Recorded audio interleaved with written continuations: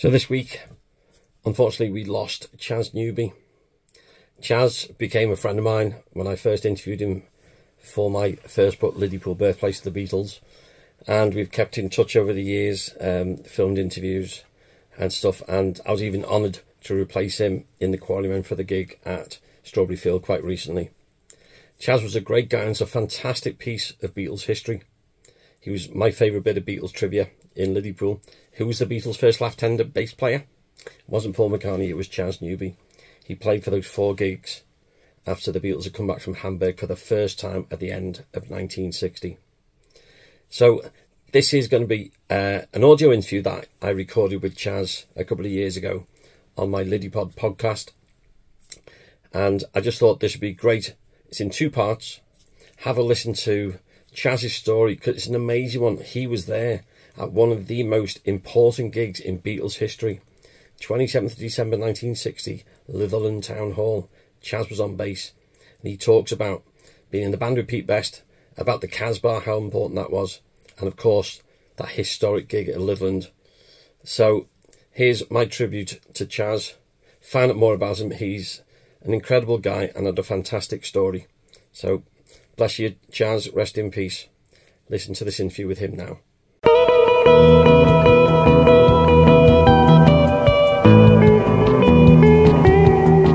Welcome to Liddypod, Beatles banter with Bedford and Beasley.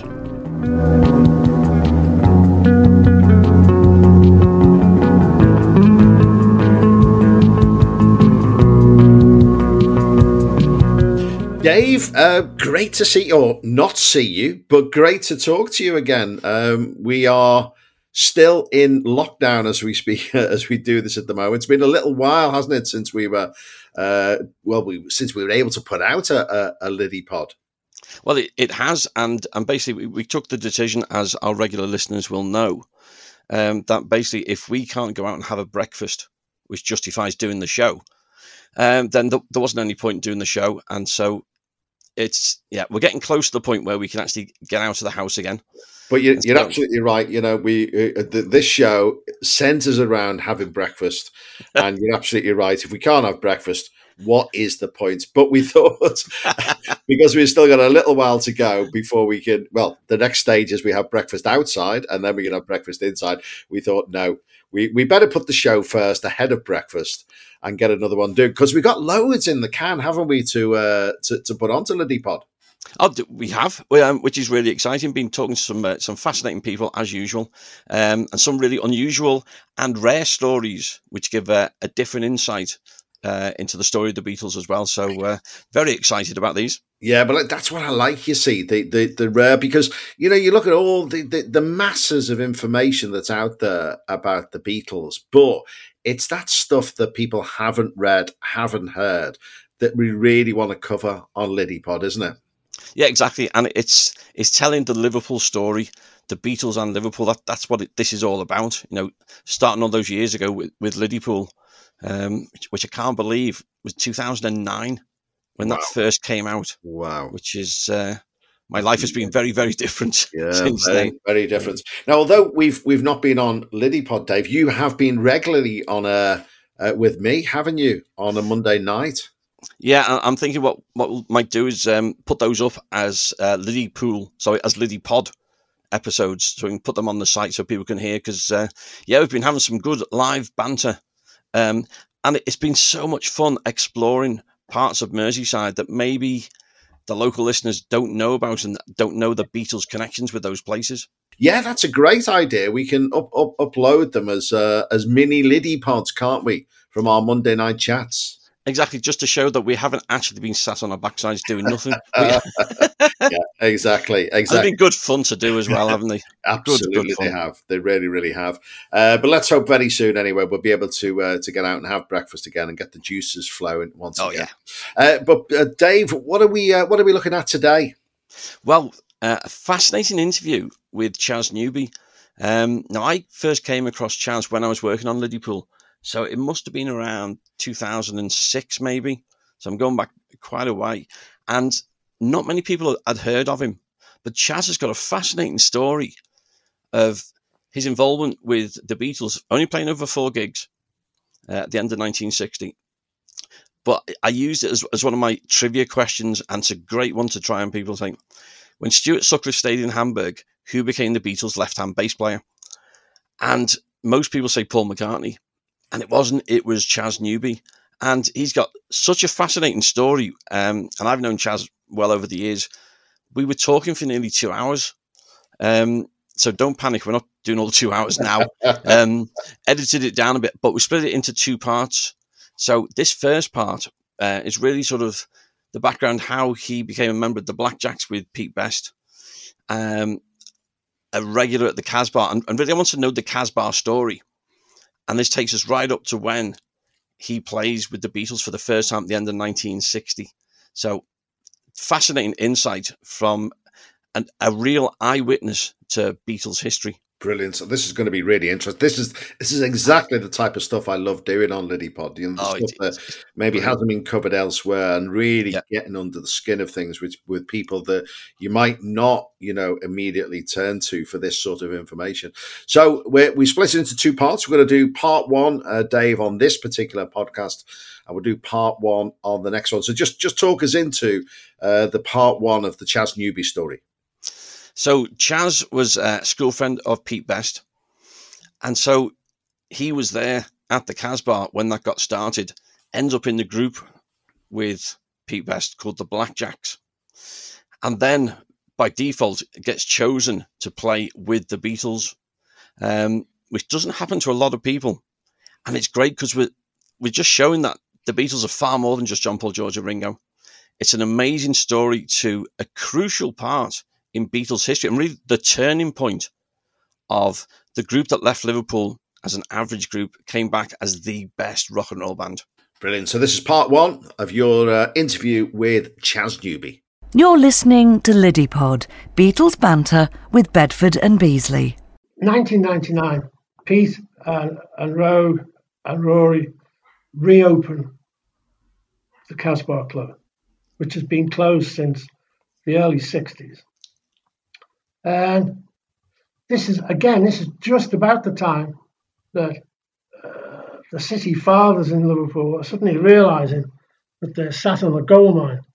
Yeah. And, there are obvious possibilities of opening up Liverpool as a tourist attraction, based largely, not just on the music, but largely on the music, but also, the poetry and the drama and play that came out in that period of time.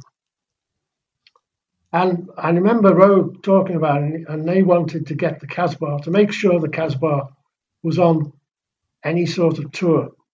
They were going to operate individually, but they wanted it to be known that the Casbah was there, and this is essentially where it all started.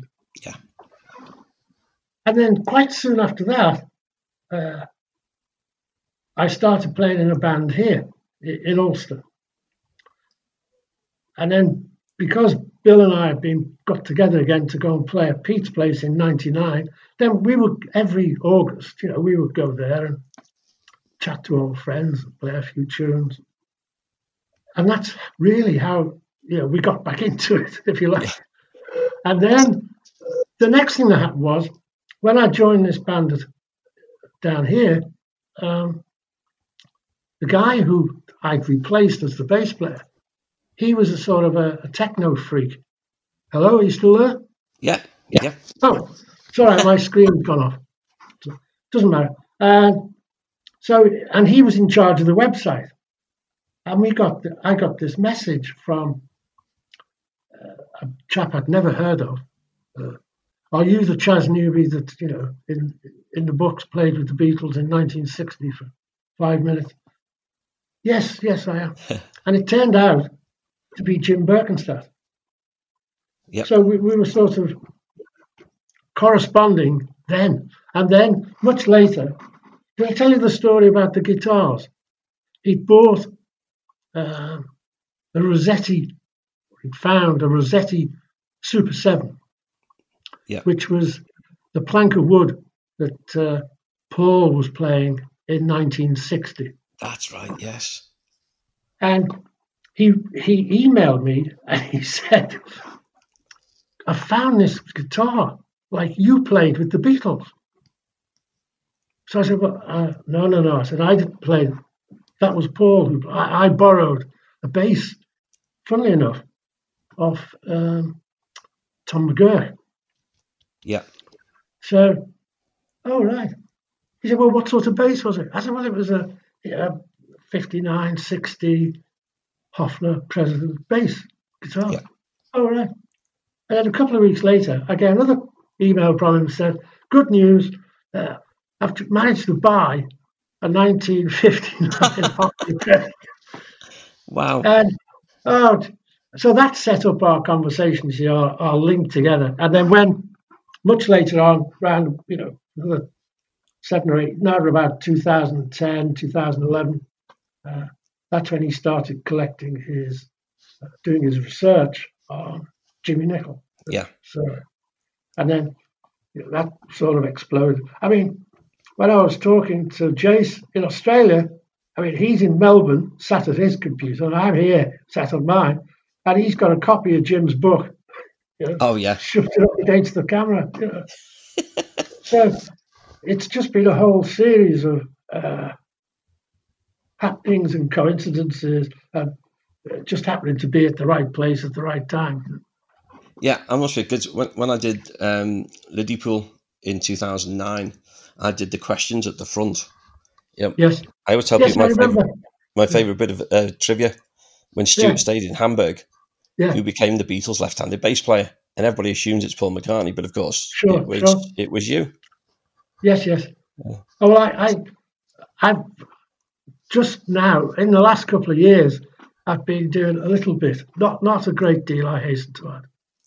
So after dinner speaking or after lunch speaking, particularly local charities here, like Rotary and whatever. And of course, because I'm local and because people know the face, if you like, it's interesting to hear for the first time, I guess. Yes. And so I'm getting quite used to it. And but of course, it's usually quite a few people, sort of a small number of people in a relatively small, a hotel dining room or something like that. Yeah. Anyway, this October, I've been invited to be the guest speaker at the Liverpool Collegiate Old Boys annual general meeting and ladies' piss-up, So. Going back to your alma mater? What? Absolutely, yeah.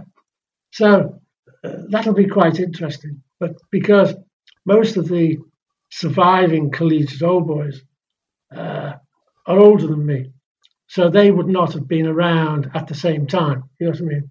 Got you. You might have read about it later. So you'll be coming back to Liverpool quite again? Interesting. Why would people be interested in me? But it's such a great story. Let's go back to the beginning of the story. Go on. So when did you first meet Pete? Was that at the Collegiate? Oh, yes. I would be about, I might be 13, 14, and Pete was in the year below me, not because he was a year younger, because he was only about 5 months younger, but it was just the school years, right? So I was playing rugby for the under-13s, and Pete was playing for the under-12s. And we were on the train to play Wallasey Grammar School, I think it was, or Birkenhead Institute, one of those schools on the Wirral. That's when I first met him. And I knew who he was, all the way through school, because he was a class act, he was a good runner, a sprinter, he was in the athletics, he was always in the school sports day. And obviously he was a good rugby player, played in the centre, he was a sprinter, as I say, the athletics. So everybody, at school, we knew who people were, Yeah. And then right at the end of school, and it was the last year we were there, 59. There was an international camp in North Wales at Colomendy, and Pete and I happened to be there. We were both sixth formers by then. Yeah. And that's when I found out that Pete's mum, with the help of Pete's friends in West Derby, they were opening the Casbah Club. So, of course, on that particular, at the end of August 1959, all the sort of the social clique of people from the collegiate, we were all on a 3-line whip to get down there, for the opening. And of course, the opening is that picture that they always produced from the Casbah with John, Paul, George, and Ken Brown on it. Yeah. That was the opening night.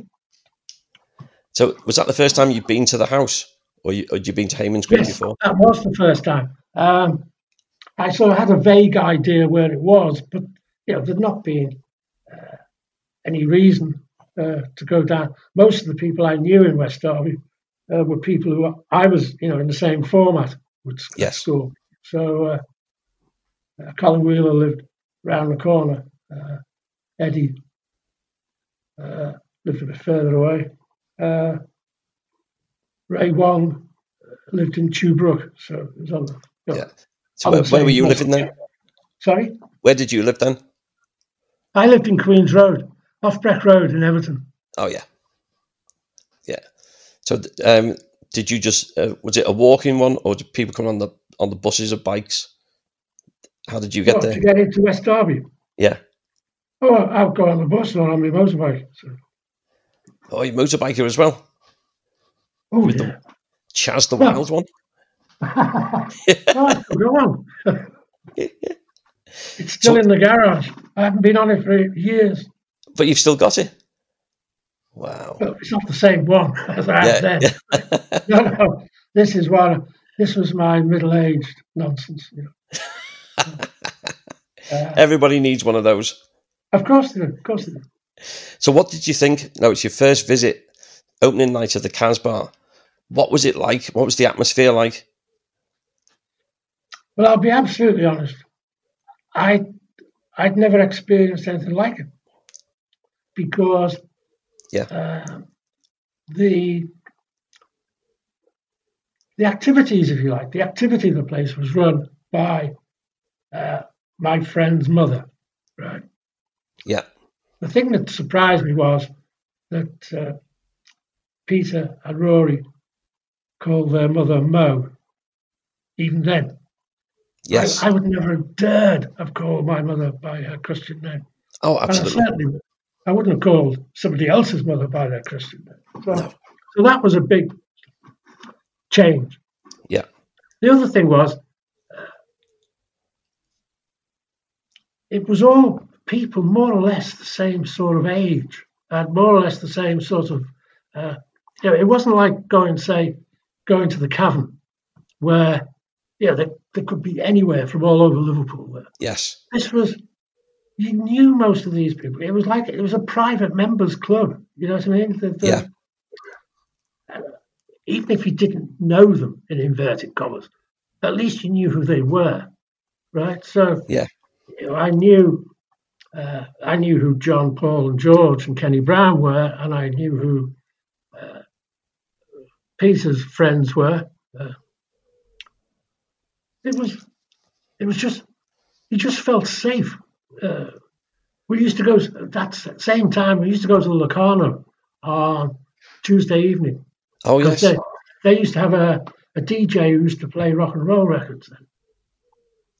And that was quite different, because that was always full of tension. You were always waiting for something to happen. Whereas in the Casbah, you just felt safe, and you were with people just like yourself. Yeah. It was good fun. Good fun. I enjoyed it. Yeah. So had you met John, Paul, and George? Yeah, that was the first. I'd seen. I wouldn't say I'd met, but I'd seen Kenny Brown and George before, because they'd played, with the. Les Stewart Quartet. The Les Stewart, and they used to play at Lowlands. Yeah. And we by the time we started the Pete's, we'd been going to Lowlands for about a year. Well, more than that, because our skiffle group at school had played at Lowlands. Right. So I would say we'd been going to Lowlands for at least 2 years before the Casbah opened. So that was, again, a club in the basement, was it? It was in the, now, I may get this wrong, but it was called, was it the West Derby Community Association? Yeah, I think so. I think it still is. Yeah. Big Victoria, just like the Best Home.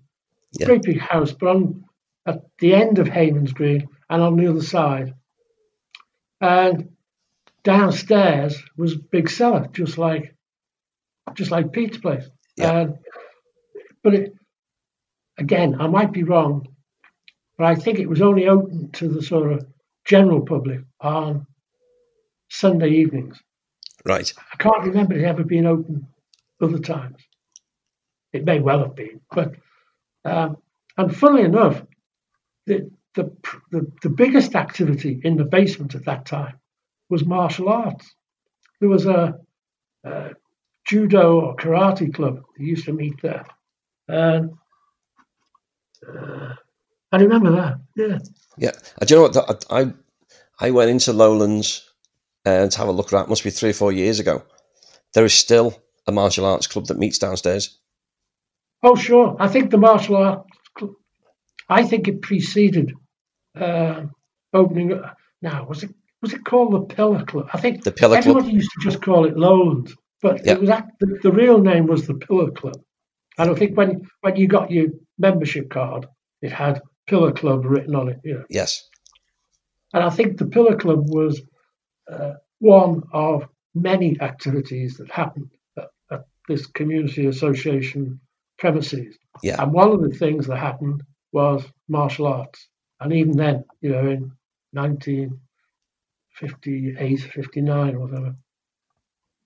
Yeah. So anyway, so there you are. You're at the Casbah. What were the Quarrymen like? You know, the four of them. Well, bear in mind, it was 4 guitars. Yeah. So it wasn't that much different to skiffle groups, you know, with Yes. multiple acoustic guitars, except that they had 4 electric guitars.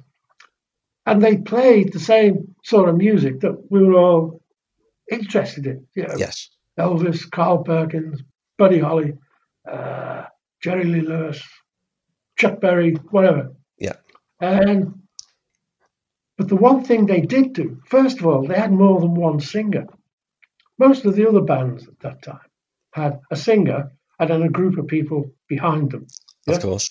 Like, Rory Storm and the Hurricanes are the ones that come to mind. But, yes. I mean, there were others, you know. Yeah. Cass and the Casanovas were around at the same time. Yeah.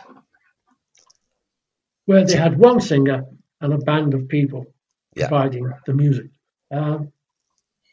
But these guys, and they were still called the Quarrymen. I've read some very interesting stuff about them. In fact, stuff that you might have unearthed. But anyway, first of all, they had 3 different singers. I mean, George didn't do much, but he did occasionally sing a Carl Perkins song or something like that. Yeah.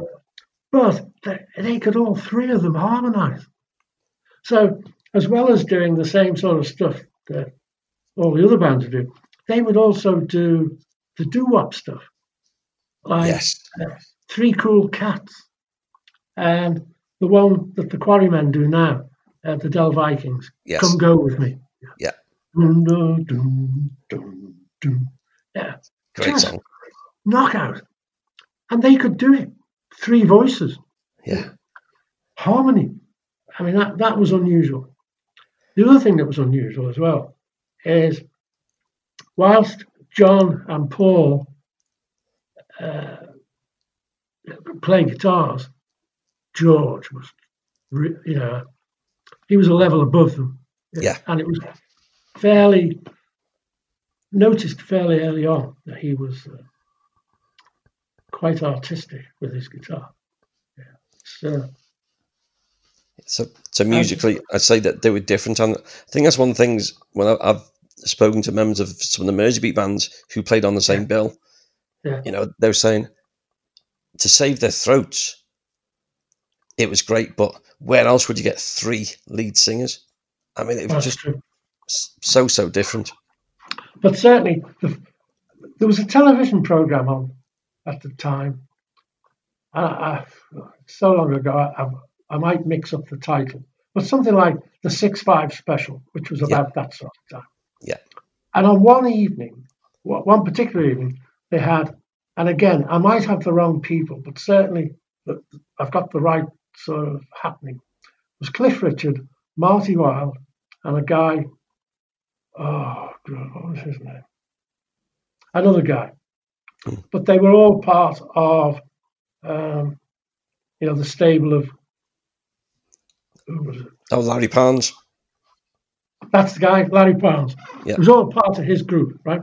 Yeah. And I can remember the Saturday night, and these three, Cliff Richard, Marty Wilde, and whoever the other one, this other guy could sing like Chuck Berry. Anyway, and they sang Three Cool Cats. Right. And then within a week or so, we go to the Casbah, and there's these John, Paul, and George doing Three Cool Cats. Oh, how interesting! Just brilliant. And they were different from that point of view. Yeah. All three of them could either take the lead, which more and more they tended to do. For instance, John would do the Chuck Berry stuff, and Paul would do the Elvis stuff, and George would do the Carl Perkins stuff. Yeah. And I think, actually, I might be talking rubbish here, but if you look at Mark Lewison's book, The Live Gigs, at the end of each chapter, the chapter is a period in time, so to speak, he makes a list of the songs they used to do and who wrote the song and who sang it for the Beatles. Yes. Yeah. And the variety of stuff they did, just incredible. Yeah. And because they had that versatility with the different voices. Yeah. It's amazing. So you mentioned Mo. What was she like as a lady? As a lady, I was so impressed because, I was 1960, now 59, I was 18. Yeah. And this was a lady you could talk to. And she seemed to have, her communication skills were just off the scale. She was more like one of our own generation than one of our parents' generation. She was certainly closer to us. In fact, I don't know. I can't remember how old. I wouldn't even like to guess how old she was. But she was certainly. You never felt uncomfortable in her presence. She always knew how to react to people, how to communicate with them, and I think she had a very clear idea about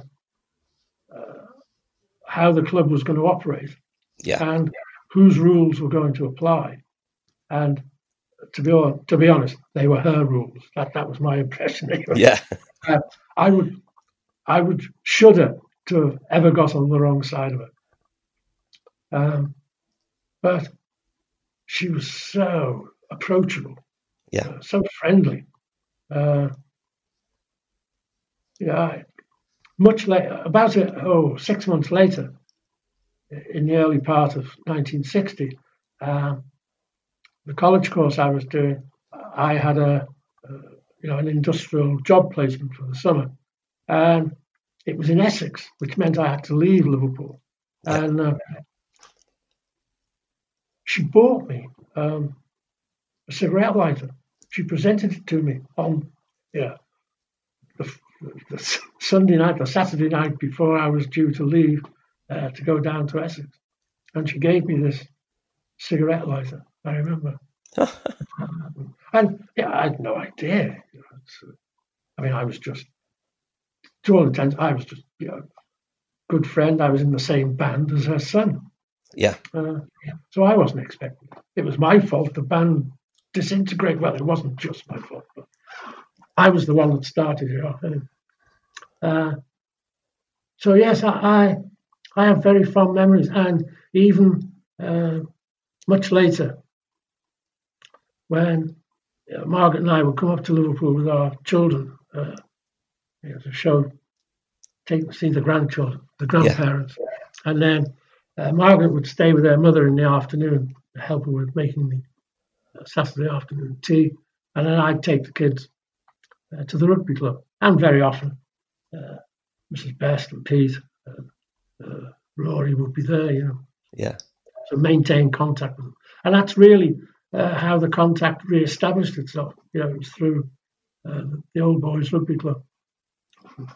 Amazing. So you mentioned there about the band, obviously the Blackjacks. Yeah. So that was one that Kenny put together. Yes. After that, Kenny was the driving force. That's for sure. So that was you, Kenny, Pete, and Bill Barlow. Yes. Yeah. So were you playing? Because obviously you were playing at the Casbah. Did you play elsewhere in Liverpool as well? I think we did. I'm pretty sure. I know we had there's a friend of ours from school called John Williams, and I believe he worked when he left school. He joined the civil service, and we actually got a gig at the Civil Service Club in town. Now, don't ask me where it was, but it was certainly in the sort of Dale Street, Water Street, somewhere around where the cabin was. Yeah, it was Castle Court, just down the side road. Oh, well, I know the place better than me then. So we played there at least once. I'm pretty sure we did.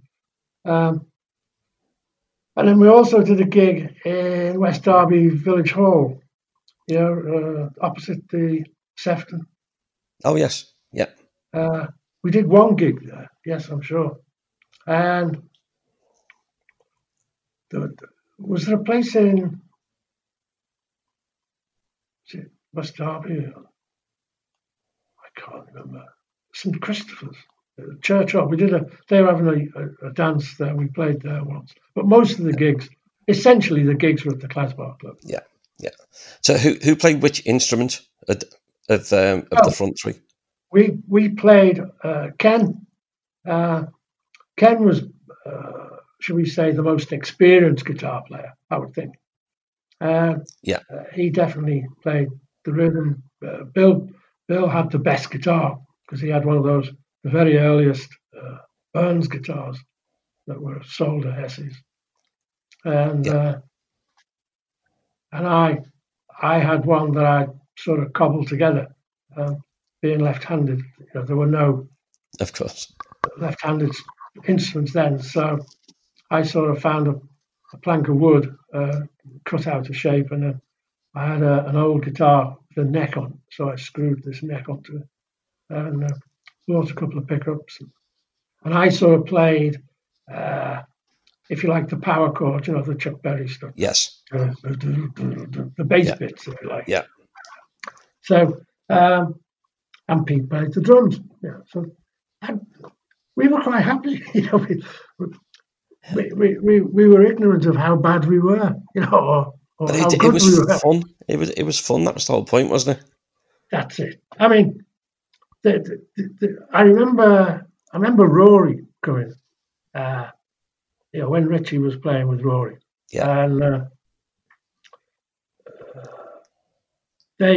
even then, they were, I guess so, that they was a professional band even then. Yes. In 59, early 60s. And I mean, they had if you like, a more demonstrative show, something to look at. They all had the three, Charlie and Lou and Richie. They had sort of darkish coloured clothes, and Rory was always dressed in a bright pink jacket, or a gold jacket, something, so that he stood out. And obviously, it was a performance. And good luck to them. They were good at it, but the actual playing was really not much different to ourselves or the Quarrymen or whatever. And in fact, Bill Barlow actually played with Rory a couple of times when Charlie was ill. Yeah, so. Oh, that's right. Yes, I remember Bill telling me that. Yeah, I think Charlie was asthmatic or suffered with something that hit him occasionally. Yeah. And he'd just be helpless, couldn't move, and so Bill would join up with them and go and play with them. Yeah. And everybody seemed to play the same sort of material. Yeah, because it's all covers of songs, wasn't it? No, nobody played original stuff then. No. Not that I'm aware of it. Well, certainly the Beatles, on the 4 occasions that I played, they didn't play any of their own stuff, even though some of their own stuff existed at that time. Yeah. I remember talking to one of the guys off the Magical Mystery Tour down at the Pier Head, and Adrian. And he was talking about some of the early stuff that was played that was later recorded. Stuff that Paul and John did in Forthland Road, for instance. Yes. And I said, well, how about the one after 909? I said, as far as I'm aware, that was written when they were both at school. Well, certainly Paul was still at school. Yeah, it was an early song. But it wasn't recorded. It wasn't actually published or put onto record until right at the end, the Let It Be album. Yeah. So I said, that's probably the most famous one, if you want to indicate how much stuff they had ready to go. And of course, that came to their assistance when they, in the early days in Abbey Road, because they were under pressure, like all the other young bands. They were under pressure to record stuff that was written by the A&R man's window cleaner's cousin. Yeah. It was very Tim very Panelli close. stuff. Yeah. And the people who wrote the B-sides got the same amount as the people who wrote the A-sides. And I'm sure this is one of the reasons that John insisted, certainly in the early days, before they started doing the albums, that they would record their own music. Yeah, makes sense, because there wasn't a lot of money to be made in performing, and there was certainly not a lot on record sales. No. There was certainly far more to be gained by being the owner of the music, the writer, the publisher, or whatever. So, and I think John and Paul had decided from a very early, very early on that that's what they would do. Yeah. And they would share everything, and it would be Lennon and McCartney. It wouldn't be McCartney and Lennon, or just Lennon, or just McCartney. It was Lennon and McCartney. I think they decided that quite early on. Yeah, and that was the strength, again, that you had, as well as 3 singers, you got 2 good songwriters. And of course, then midway through their career, George then develops as an equally good songwriter. Oh, sure. Well, the same thing happened, didn't it, in 1969, 1970?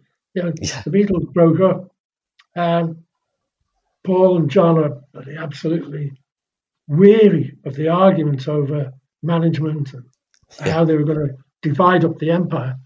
And George just went in the studio, and he already had all those songs ready for All Things Must Pass. Yeah, triple album. A triple album, straight off.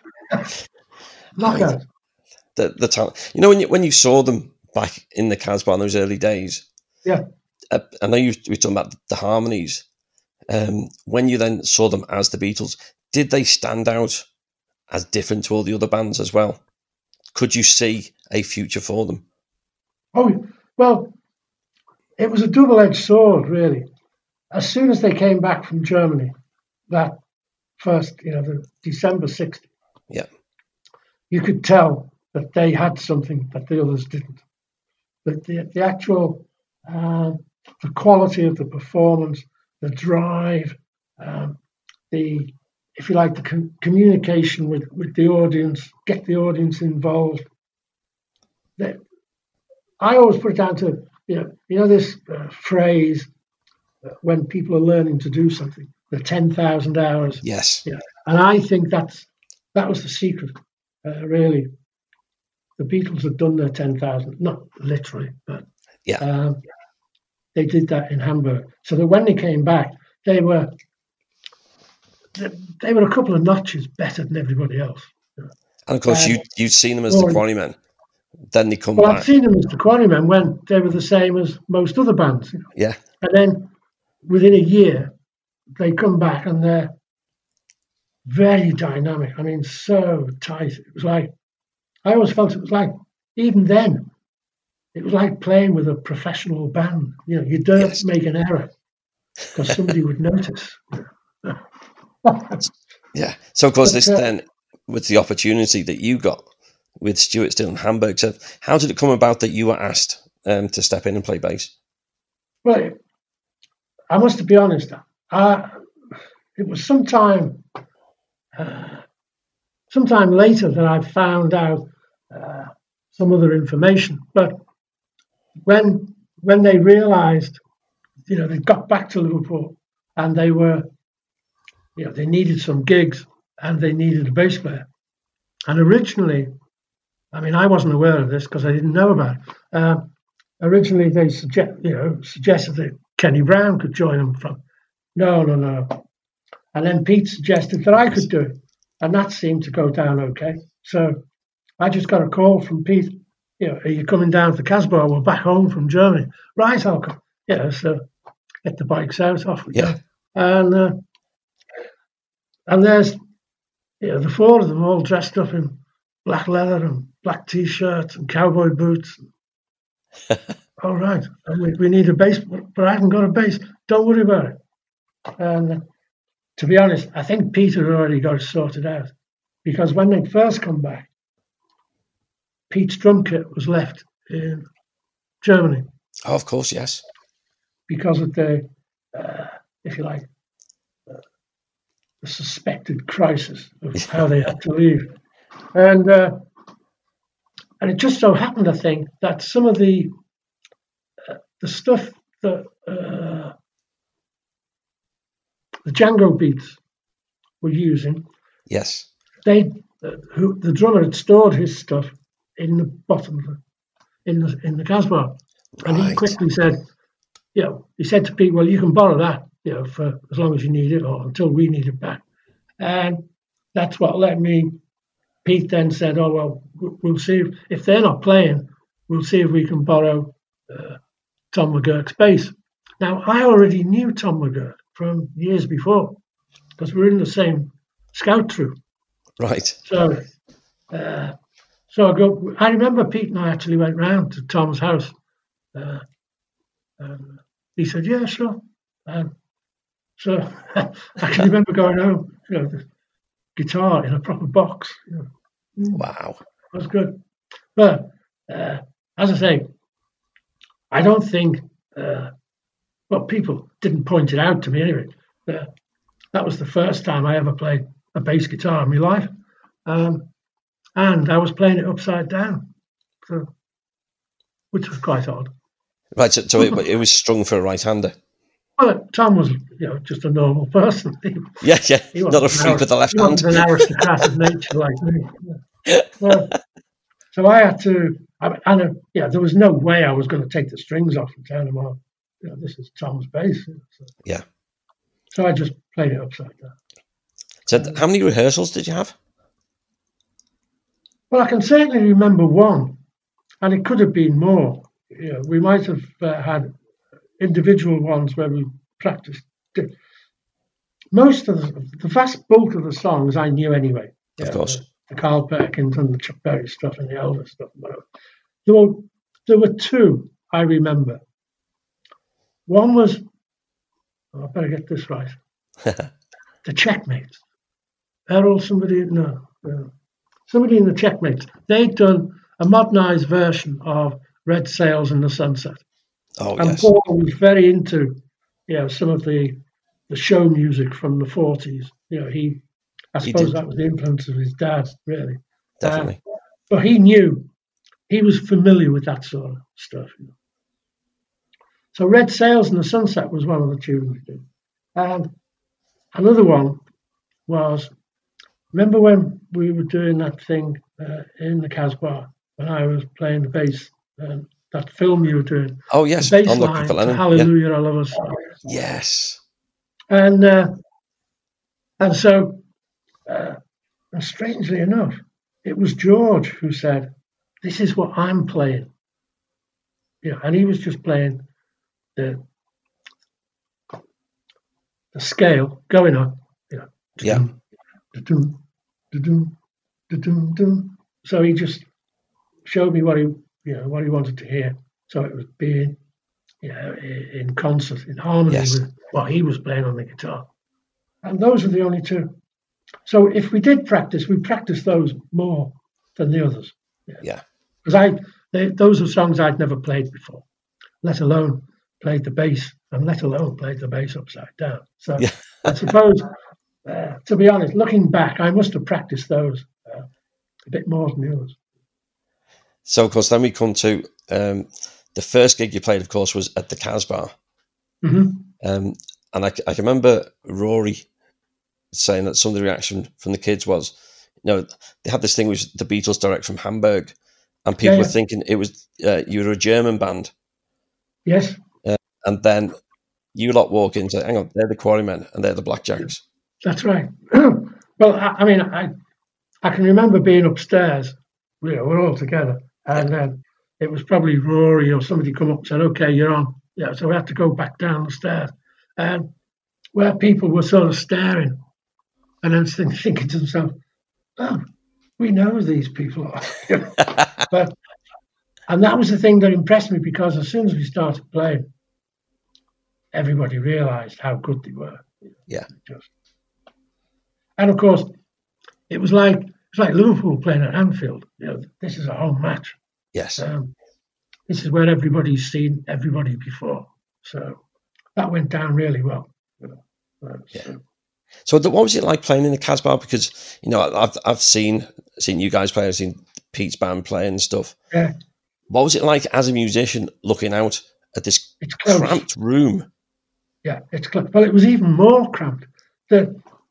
On the times we've met in the Casbah, we were playing in the, as you say, the room that's directly opposite the entrance. Yeah. You just walk straight in, and the spider room. Barrier. Yeah. The barrier with the spider thing. Now, when we played with the Blackjacks, we didn't play there at all. And the first night the Quarrymen played there, they played, as you come in and go towards the spider room, there's like a little gap, and you turn right there. Yeah. And up at that end where they've got the coloured ceiling. The rainbow ceiling that Paul painted. The rainbow ceiling, yeah. Yeah.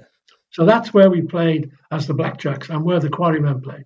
But when I got back into Christmas 1960, we played in the spider room. Right. Because whilst the guys had been away, obviously there were other people came to play in the Casbah, like Earl Preston or the Django Beats as they became.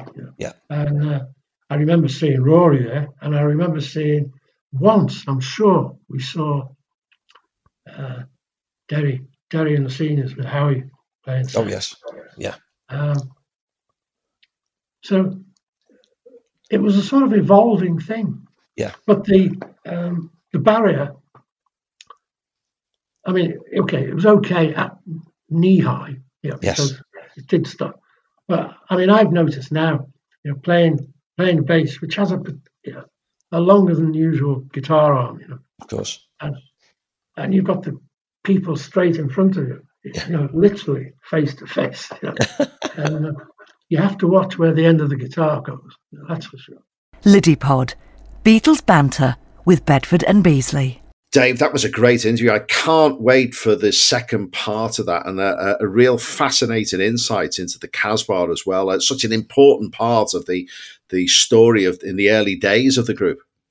Absolutely, and it's probably my favourite part of doing the research for Liverpool was coming across the story of the Casbah and knowing very, very little about it. And the more I got into it, more I realised that the Casbah is the birthplace of the Beatles. This was the crucial place. Mona Best, what a woman. What an incredible, incredible lady who decided to set up this club. Every top Liverpool group played there, and they were playing there before they went to the Cavern. Now, the Cavern, I see it as the birthplace of the Fab Four, but the birthplace of the Beatles was the Casbah. So Chaz's insight as an eyewitness, I just absolutely loved it. And now we're getting close to part 2 coming up next, looking at Litherland Town Hall, the gig that changes everything. Oh, I'm really looking forward to this. So I hope you enjoyed listening to the part 1 interview there with Chaz Newby and Dave. Part 2 will be out very, very shortly, starting with Litherland Town Hall, such an important gig, as you say, Dave. So hope you enjoyed listening. You've been listening to Liddy Pod, Beatles banter with Bedford and Beasley.